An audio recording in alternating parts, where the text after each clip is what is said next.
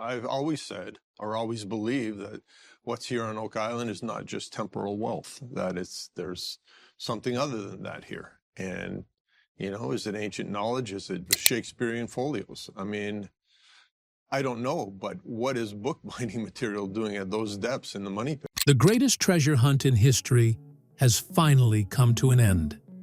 After more than 224 years of mystery, the History Channel has confirmed what no one thought was possible. The Lagina brothers have succeeded. The Oak Island treasure is real. But this wasn't a simple chest of pirate gold. Hidden deep beneath the island was a massive, multi-layered chamber packed with artifacts from different eras and distant civilizations. And among them was one discovery so impossible for its time that it rewrites everything we thought we knew about history. This find doesn't just solve the Oak Island mystery. It raises a far more disturbing question. Who reached the Americas long before the history books ever admitted? Before we uncover the truth, make sure to subscribe to the channel, because discoveries like this change history forever. After 2 centuries of relentless searching, the wait is finally over. The Oak Island treasure has been found. The confirmation is official. And no, this wasn't another letdown involving old nails or scraps of timber. The team breached the vault itself. What they uncovered goes far beyond pirate legends or rumors of Marie Antoinette's missing jewels. One artifact alone is so historically impossible that it threatens to rewrite North American history as we know it. Some even claim this knowledge was deliberately buried, both literally and figuratively, by powerful forces for centuries. And once you hear what the Lagina brothers pulled from that pit, you'll understand why. The moment it happened felt straight out of a movie. Far below the garden shaft, an area previously flagged by geochemist Dr. Ian Spooner for its unusually high levels of gold and silver in the groundwater, the team's industrial drill smashed through the final artificial barrier. Yes, the same garden shaft where unexplained air pockets had already raised eyebrows. What they hit wasn't wood or stone, but a dense, concrete-like layer fused with animal bone and an unidentified metal. It was engineered to defeat both drilling tools and the passage of time itself. When a remote camera was lowered into the opening, the entire crew fell silent. What they saw was a sealed chamber, roughly 15 by 15 feet, built from enormous hand-cut granite blocks. They named it the Sanctuary. Inside were multiple chests. One, reinforced with iron, contained gold coins, not just from Spain and France, but shockingly, from the Roman Empire itself. Coins bearing the faces of emperors who ruled more than 1,000 years before Columbus. Roman currency, buried 160 feet underground in North America. That question alone is enough to shake the foundations of history. But it didn't stop there. Another chest held ancient scrolls, perfectly preserved inside sealed lead tubes. Early analysis revealed one to be a star map, yet not of the northern sky we recognize. It showed constellations as seen from the southern hemisphere, drawn with astonishing accuracy. Even more baffling were the annotations, written in a hybrid language that experts believe combines ancient Hebrew and Phoenician. It's almost ironic. For decades, critics dismissed the famous 90-foot stone as a myth or outright fraud. Those voices are awfully quiet now. Still, the most jaw-dropping object stood at the center of the chamber. Resting on a stone pedestal wasn't a cross, but a sword. A Roman sword. Its hilt was wrapped in gold and set with raw, uncut gemstones. But the blade itself was something else entirely. Forged from a dark, matte metal later identified as meteoric iron, the same rare material revered by ancient civilizations like the Egyptians. Etched into the hilt was a symbol no one could mistake, the double-barred cross of the Knights Templar. And here's the bombshell. This doesn't just imply the Templars reached America. It suggests they brought their most sacred relics with them. Even more haunting were the human remains discovered nearby. Two skeletons positioned on either side of the pedestal, as if guarding it for eternity. This wasn't a simple treasure cache. It was a tomb, a sanctuary, a deliberate message left behind for the future. Suddenly, the 6 lives lost over the past 224 years no longer feel like isolated tragedies. They feel like chapters in an epic story that has finally reached its conclusion. The long-standing legend claiming a 7th death was required before the island would surrender its secret now feels chillingly prophetic. Thankfully, the final breakthrough came without further loss of life. So yes, the mystery of what was buried on Oak Island has finally been answered. But in doing so, it has unleashed an even greater mystery. We now know what was found. The real question is, how did it all get there? To grasp why this discovery matters so much, you have to understand the obsession that came before it. 2 centuries of obsession. Oak Island wasn't a weekend hobby.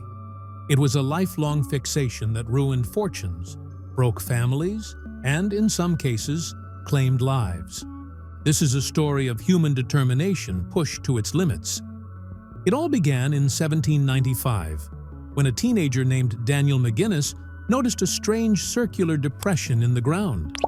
That single observation sparked a mystery that would captivate the world.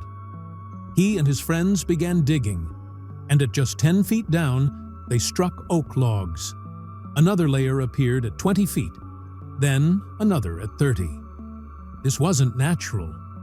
Someone had built this. That hole became infamous as the Money Pit. Over the next 224 years, Oak Island attracted dreamers, investors, and adventurers. Company after company arrived. The Onslow Company, the Truro Company, the Oak Island Association. They all dug, and they all failed. Again and again, they were defeated by the island's most brilliant defense system, the flood tunnels. Just as success seemed close, seawater would come roaring in, flooding the pit within minutes. It was a man-made trap of astonishing complexity, designed to protect whatever lay below. The scale of the attempts is staggering. Steam-powered pumps, towering cranes, massive cofferdams built to hold back the ocean itself. In the 1960s, Robert Dunfield tried brute force, carving out a massive crater over 100 feet deep and 130 feet wide with heavy machinery. He reshaped the island, but still found no treasure. Only more tunnels, more filled-in shafts, a subterranean maze crafted by a mastermind. As researchers later noted, the underground tunnel network likely connected directly to areas like the Garden Shaft, a realization that would eventually change everything. And then there's the human cost. 6 lives lost. From a worker killed by toxic fumes in 1861 to a father and son duo tragically lost in 1965. These deaths fueled the dark legend that Oak Island would only reveal its secret after claiming 7 souls. For generations, that prophecy haunted the search. Now, after 224 years, the island has finally spoken. That victory comes with a heavy shadow hanging over it, a reminder that this success was earned at real cost. Oak Island has never been a harmless adventure. From the very beginning, the ideas about what lay underground were just as extreme as the effort to reach it. Was it the stolen fortune of Captain Kidd, the missing royal jewels of France, or even Francis Bacon's lost writings, allegedly proving he was the true author behind Shakespeare's works? Many have long believed the answer wasn't just about money. Again and again, the evidence hinted at something deeper, something intellectual, something sacred, ancient knowledge, forbidden texts. Why else would bookbinding materials be found hundreds of feet underground? And then there's the most provocative theory of all, the lost treasure of the Knights Templar, possibly even legendary relics like the Holy Grail or the Ark of the Covenant. Every new discovery only added fuel to the fire. The strange symbols on the 90-foot stone, the lead cross uncovered seasons earlier. Instead of answers, each clue raised even more questions. Generation after generation took their turn, each adding another layer to the legend, passing down an obsession that refused to die. Eventually, that torch landed in the hands of the Lagina brothers, but they quickly realized something crucial. The old methods, digging deeper, spending more, hoping harder, were never going to be enough. If Oak Island was built to defeat brute force, then brute force would never win. They needed a completely different strategy. And that's where science changed everything. For centuries, the hunt relied on muscle and guesswork. The Lagina brothers flipped that approach on its head. You don't solve a 200-year-old engineering puzzle with shovels. You solve it with better engineering. You don't fight mystery with belief. You fight it with data. Under their leadership, Oak Island stopped being just a dig site and became a full-scale scientific testing ground. Instead of blindly digging, the team began by scanning the entire island using cutting-edge technology. Ground-penetrating radar, seismic imaging, and advanced subsurface mapping allowed them to build a three-dimensional picture of what was hidden below. What those scans revealed was stunning.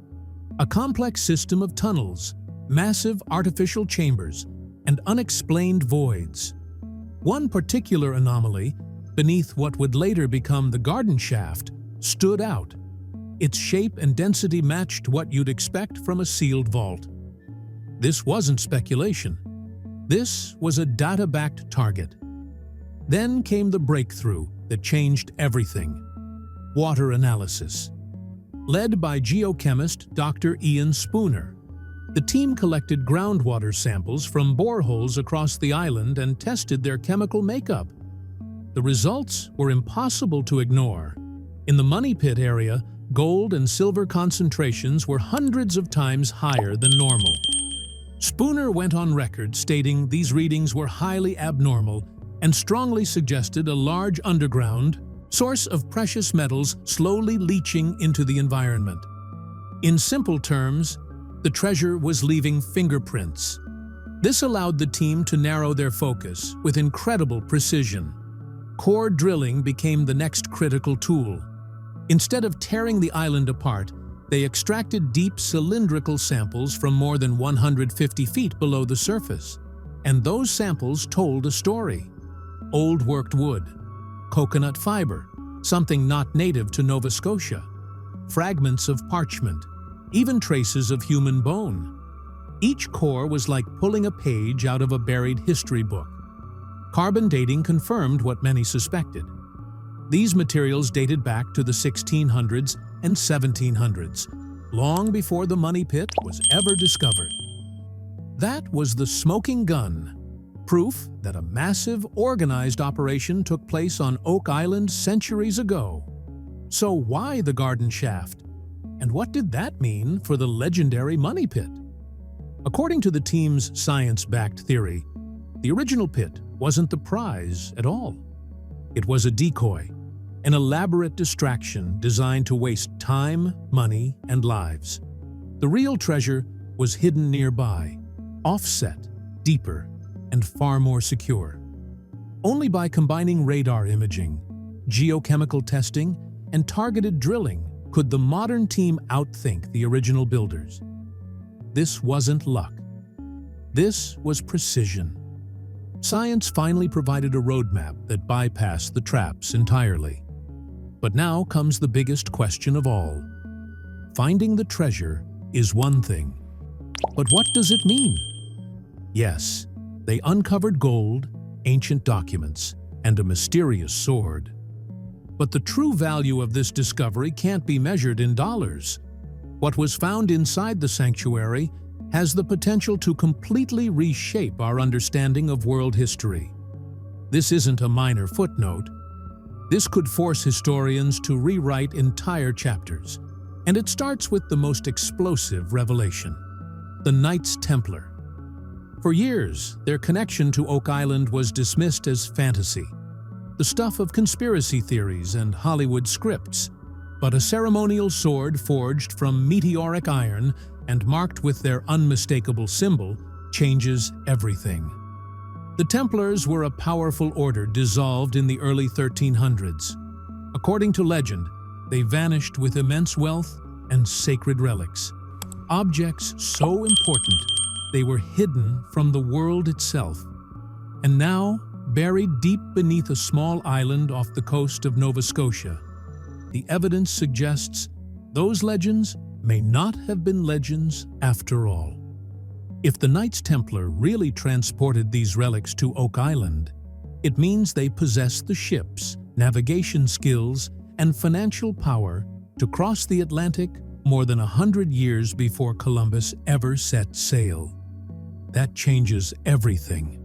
It suggests that pre-Columbian voyages weren't limited to isolated Viking landings, but may have included deliberate, well-organized missions backed by one of medieval Europe's most influential orders. And then there are the Roman coins. Those alone are enough to make historians pause. Their presence completely disrupts the accepted timeline of exploration. Did the Romans somehow reach the New World? That seems almost impossible.